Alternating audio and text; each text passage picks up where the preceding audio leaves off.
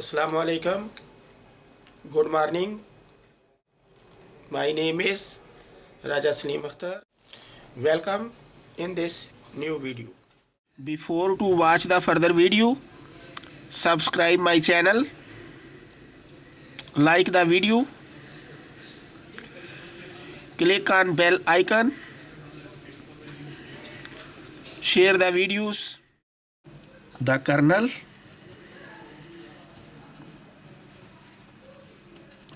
or null space of a linear functional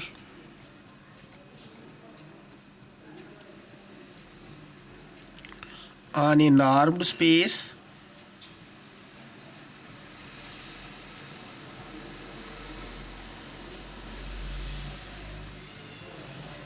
this is similar the kernel or null space of a linear operator on a normed space. Definition: let a function f from domain D of f or normed space N to field f be a linear functional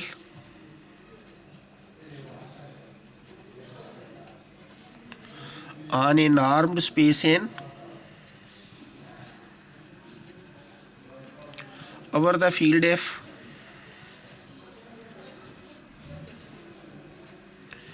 where f is equal to the field of real or the field of complex numbers.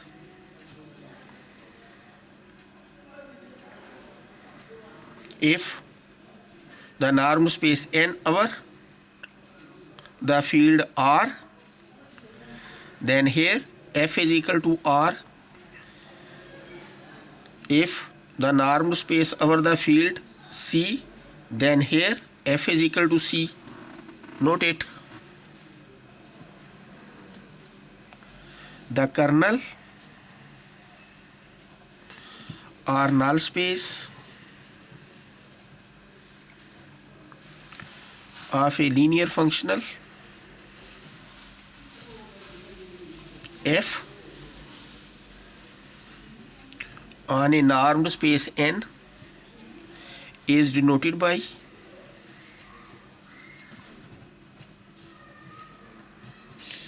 kernel f or null space of f and is defined as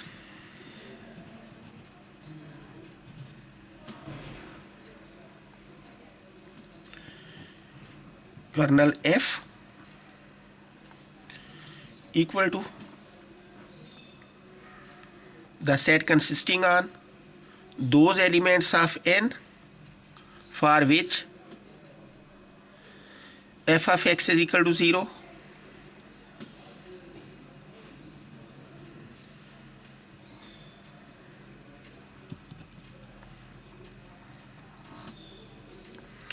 or null space of f is equal to x belongs to normed space N such that f of x is equal to 0 and kernel or null space is a subspace of normed space N. Note the figure. This is a normed space N. This is a field f equal to R or C. This is a linear functional f from norm space N to f or D of f to f.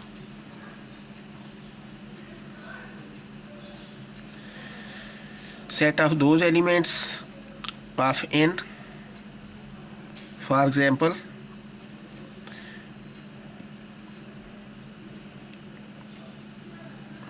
the elements these all for which f of x is equal to 0 for this point, for this point for example, for this point for example, for this point for example, 0. f of x is equal to 0, or f inverse 0 equal to kernel f. This set is a kernel f, and this one is a complement of kernel f. Note it. Therefore, if x belongs to kernel f or null space of f, then f of x is equal to 0. Similarly, if x1 belongs to kernel f, then fx1 is equal to 0. If x2 belongs to kernel f, then fx2 is equal to 0. For to show that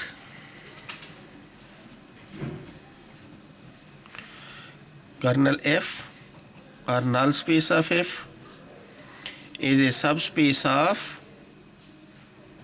a normed space N,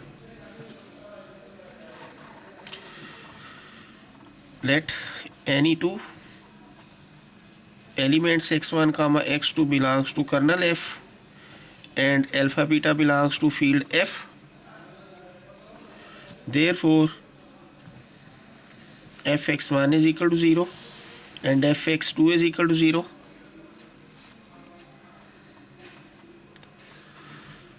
Now we see that f of alpha x1 plus beta x2 can be written as, because f is a linear functional,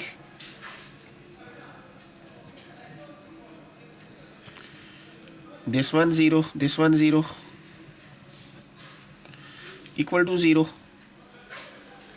This shows that alpha x1 plus beta x2 belongs to kernel f or null space of f for all x1 comma x2 belongs to kernel f and alpha beta belongs to f. This implies kernel f is a subspace of a normed space N. Theorem.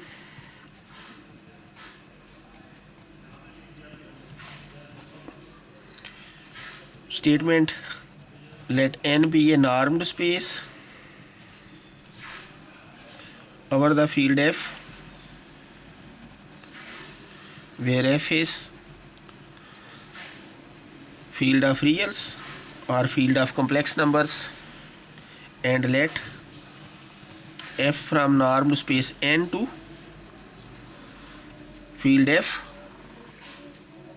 or f from domain of f to field f be a linear functional.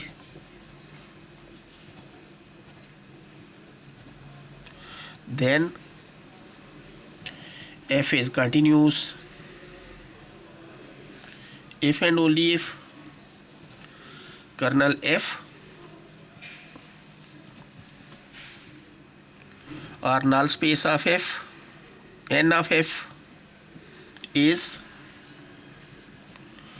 closed in normed space N. Proof: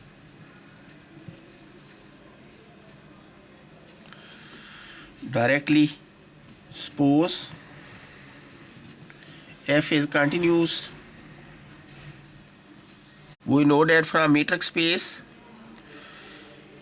a function f from metric space x to metric space y is continuous if and only if for every closed subset C in y, f inverse C is closed in metric space X. Since f is RRC and is a metric space. Therefore,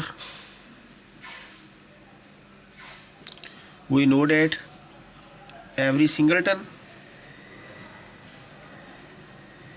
subsets of F are closed. This implies the singleton subset consisting on 0 for kernel F is a closed subset of metric space F. This implies its inverse image F inverse of closed singleton set consisting on 0, and this is equal to kernel F as the inverse image of a closed set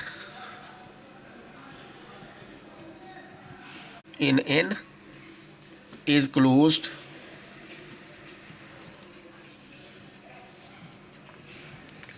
in N. Conversely, suppose kernel F is closed in N, so this implies kernel F is a closed subset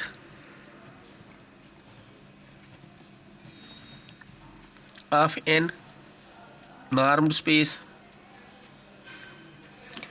For to show that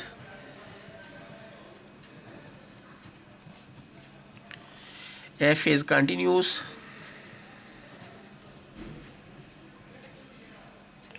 we shall show that F is bounded on normed space N if linear functional F is equal to 0 linear functional, then norm of F is equal to 0.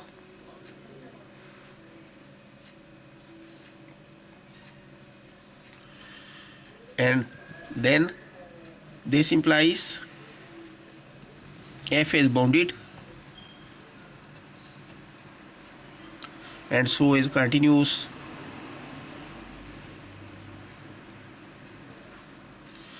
If F is not equal to 0 linear functional, then kernel F complement is not equal to empty set and open in normed space N, because our supposition is kernel F is closed in a normed space N, so its complement is open. Let X naught belongs to kernel F complement. This implies X naught does not belongs to kernel F, or you can use other notation, null space of F, N of F. This implies F of X naught is not equal to 0. So without any loss of generality, we suppose F of X naught is equal to 1, or you can replace only X naught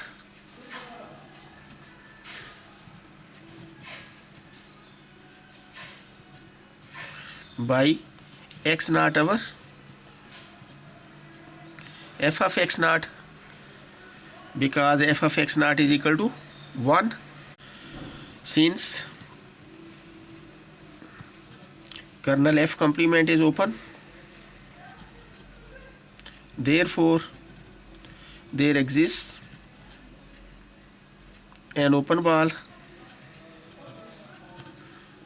centered at x naught with radius r such that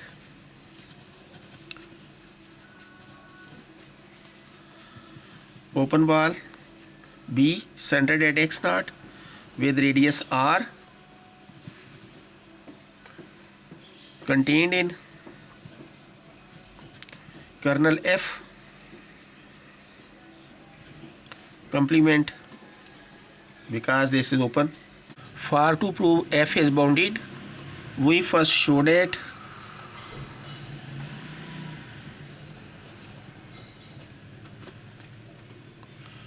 for any point x of normed space n, we have x norm less than r implies f of x magnitude less than 1.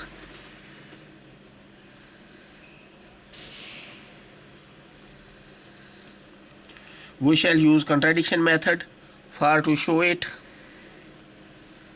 Therefore, for this,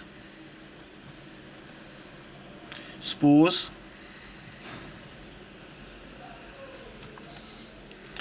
x norm less than r and f of x magnitude greater than equal to 1.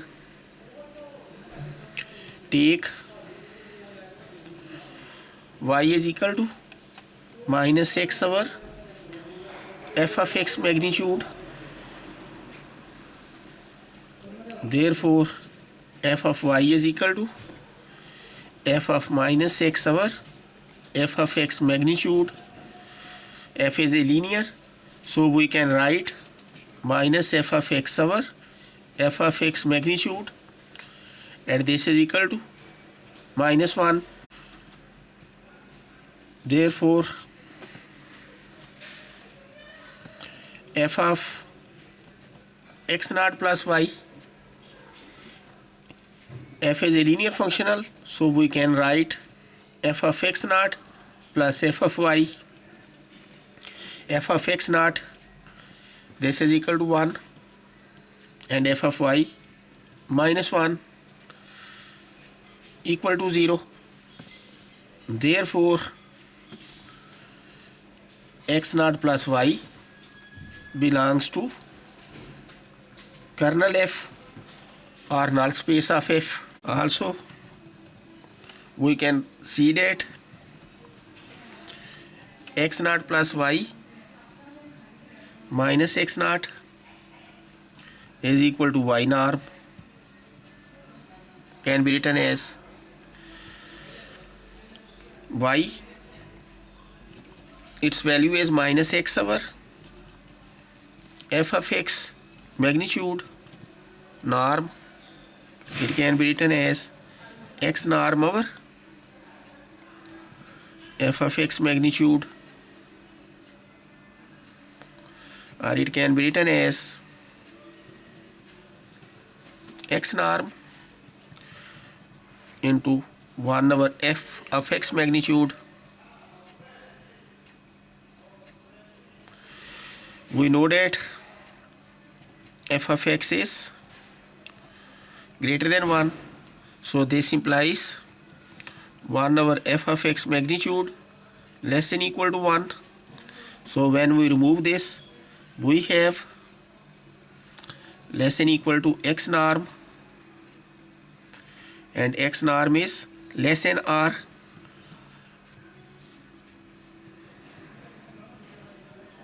So we can write as this implies, and this is according to definition of open ball in a normed space, we can write x naught plus y belongs to open ball centered at x naught with radius r.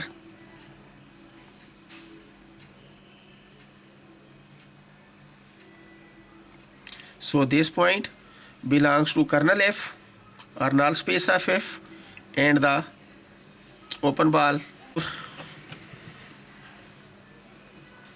x naught plus y belongs to their intersection.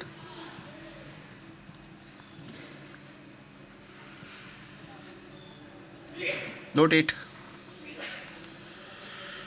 So this implies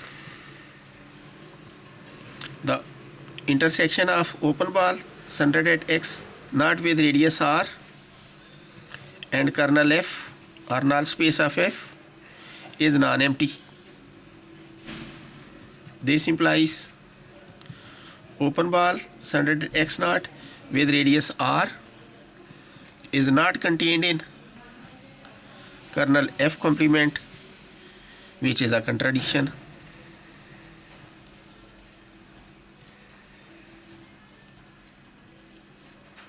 Hence, x norm less than r implies f of x magnitude less than 1. Therefore, we can write, if we suppose z be any arbitrary point of normed space n,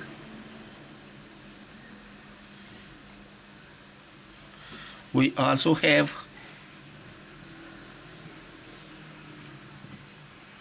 Rz over 2 z norm equal to r over 2 z norm over z norm can be written as, check it, it can be written as r over 2. R over 2 is less than r, so this one is less than r, and from here we have f of rz over 2 z norm magnitude less than 1. F is a linear functional, so we can write r over 2 z norm f of z magnitude less than 1, or this implies f of z magnitude less than 2 over r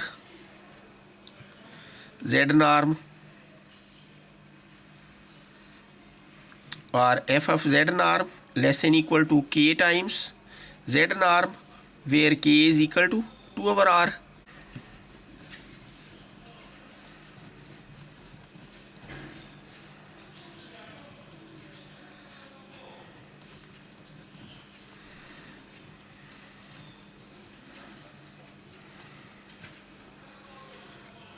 This implies, due to this condition, f is bounded.